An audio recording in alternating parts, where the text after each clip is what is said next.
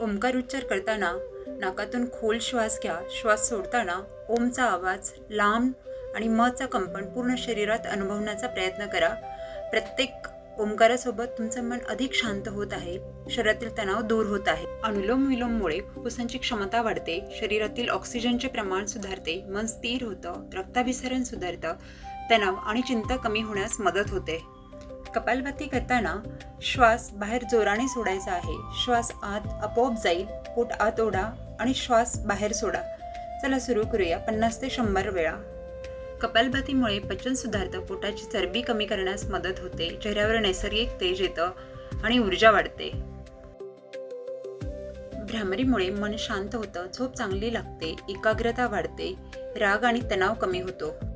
भस्त्रिका प्राणायाममुळे फुफ्फुसांची कार्यक्षमता सुधारण्यास मदत होते. शरीरात ऊर्जा आणि ताजेपणा जाणवतो. मन एकाग्र होते. मात्र हा प्राणायाम आपल्या क्षमतेनुसार करा.